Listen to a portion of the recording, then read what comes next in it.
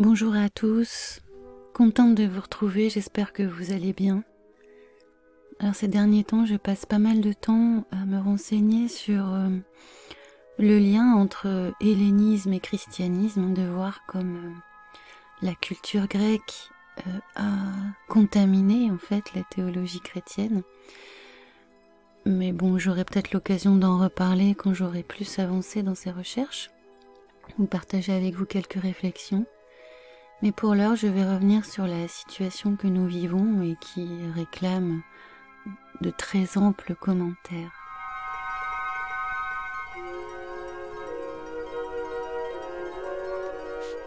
Alors nous vivons une situation où c'est ce qui se présente comme la science, comme la connaissance, qui nous dicte des comportements que nous n'avons pas envie d'adopter.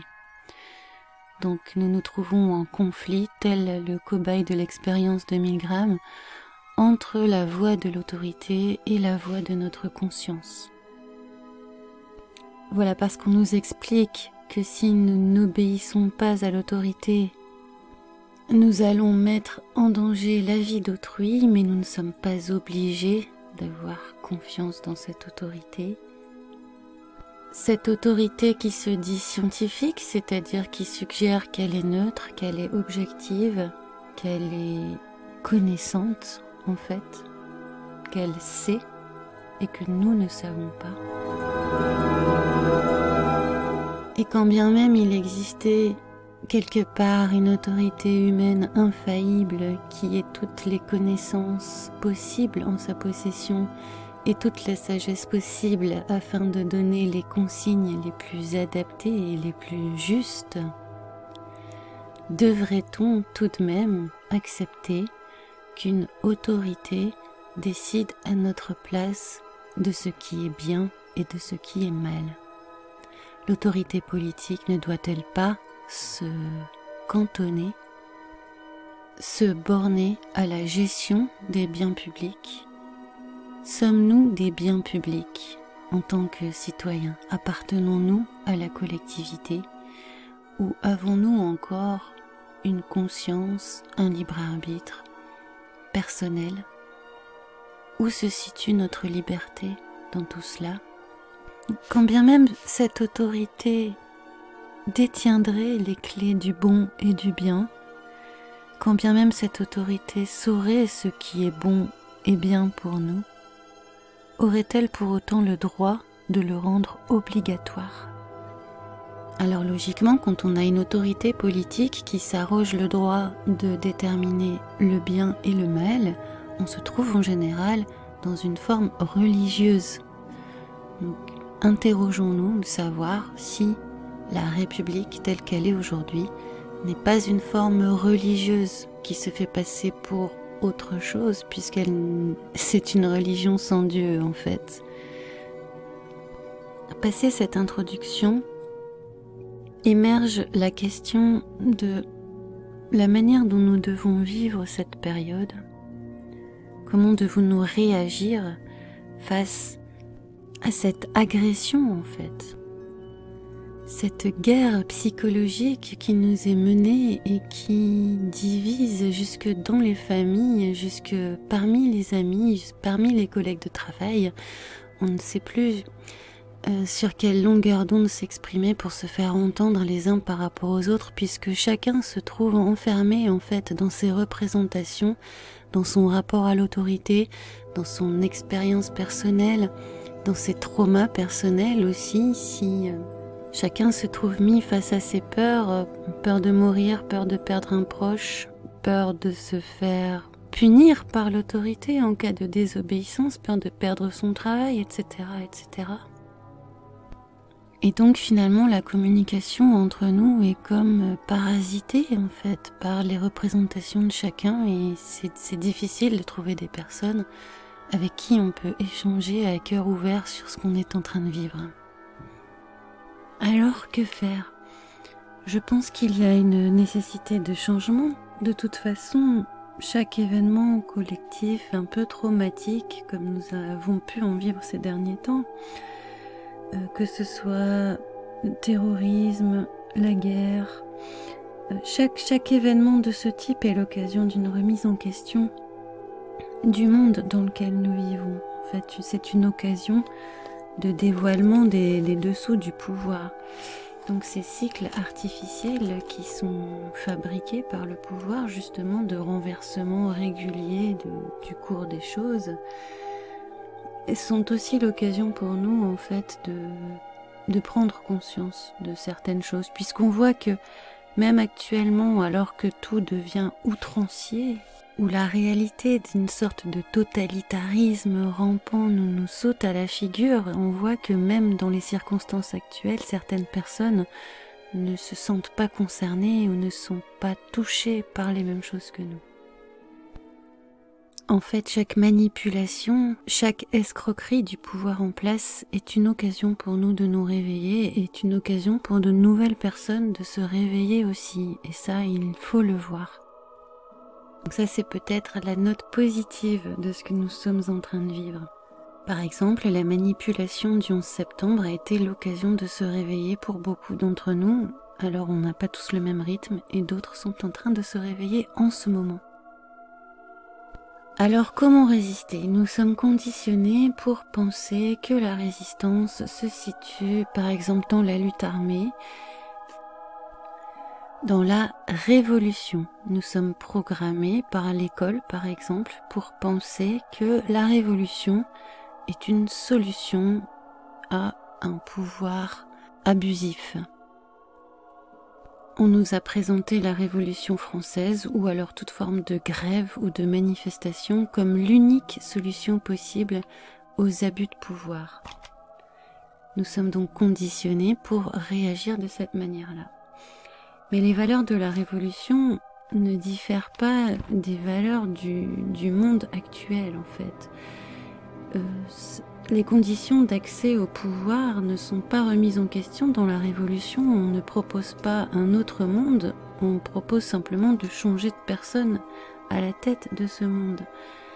On ne propose pas non plus de changer de cœur, puisque on héroïse la colère, la destruction, le suivisme même, une certaine forme de conformisme dans la révolte, qui est anoblie par une révolution fantasmée, une révolution cinématographique en fait. La révolte, la révolution dans la guerre, on héroïse la colère, la cruauté, et aussi promet et séduisant et sexy quelque part vis-à-vis d'un résultat rapide, visible.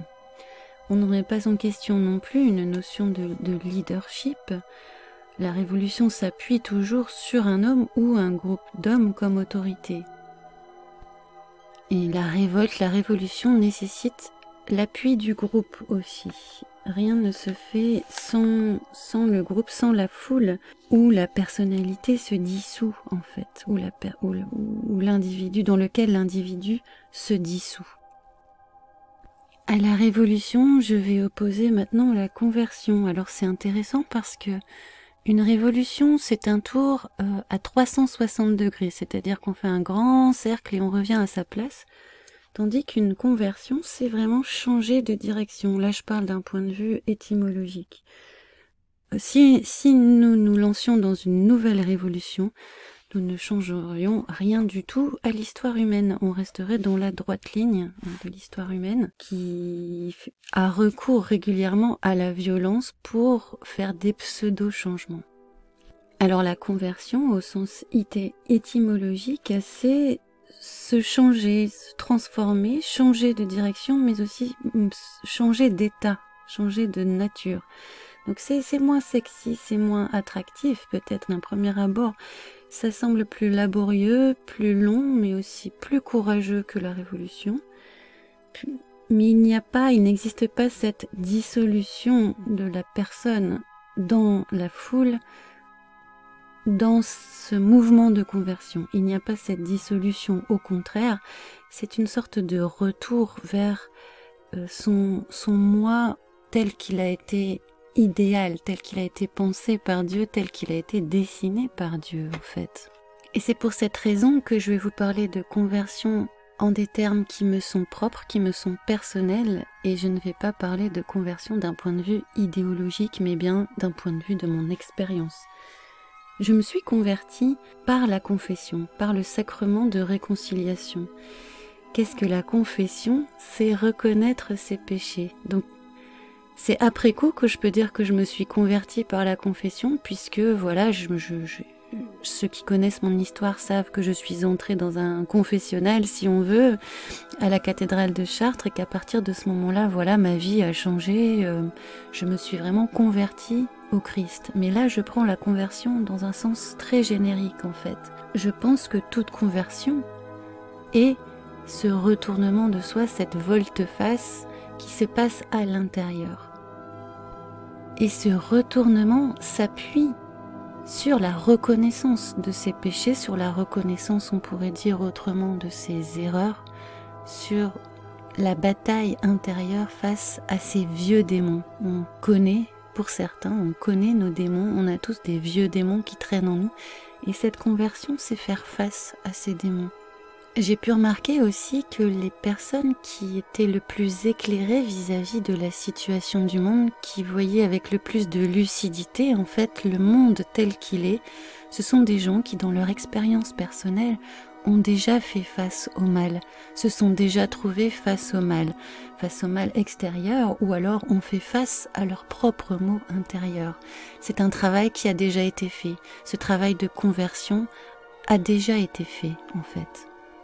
Donc il semblerait qu'il y ait comme une nécessité de prendre conscience de ses propres péchés, de ses propres maux, pour pouvoir avoir conscience, pour pouvoir voir les maux de la société, les maux du pouvoir qui est en place, qui peut-être n'est que le reflet aussi de nos propres maux à nous. Se convertir, c'est donc voir ses péchés, mais c'est peut-être aussi se demander ce qu'on peut faire pour la société et sortir aussi finalement de ce conditionnement dans lequel on nous a mis, qui nous pousse toujours à chercher ce que ça peut nous rapporter, ce que la société peut nous apporter, l'intérêt qu'on peut trouver à agir dans telle ou telle direction. Et le renversement de la conversion, c'est aussi, je crois, se poser la question de ce que nous pouvons apporter à titre personnel à cette société qui va si mal, qui est si malade. Ce qu'on peut faire avec ce qu'on est déjà, à l'endroit où on se trouve déjà, il n'y a pas de prise de position spectaculaire à avoir, mais simplement vivre la vie qu'on vit déjà, mais avec un surcroît de conscience de chaque instant. Donc là, je parle de me convertir moi-même. C'est un chemin, c'est un processus. Mais il y a le processus aussi alors de convertir les autres. Ça, c'est la question que se posent beaucoup de chercheurs de vérité. Et comment convaincre les autres qu'il y a des questions à se poser? Comment amener les autres à acquérir une certaine prise de conscience sur l'état du monde? C'est une question qu'on se pose souvent, et je crois que on ne peut convertir les autres que par sa propre conversion. Je pense qu'on ne peut enseigner en fait que par l'exemple. Ça, c'est mon expérience parentale personnelle qui me fait dire ça. Donc voilà, d'un côté on a la guerre, la révolution, c'était ce vieux monde en fait qui n'en finit pas de renaître, de recommencer, tout le temps de repartir dans toujours les mêmes écueils. Et de l'autre, la conversion qui est vraiment une volte-face, un retournement de situation, un changement de direction fondamental. D'un côté, on a un tour sur soi-même à 360 degrés, c'est la définition de révolution qui nous mène à la guerre civile, et de l'autre, on a cette conversion qui enfin peut-être pourrait nous faire changer de direction. Vous savez quel camp j'ai choisi?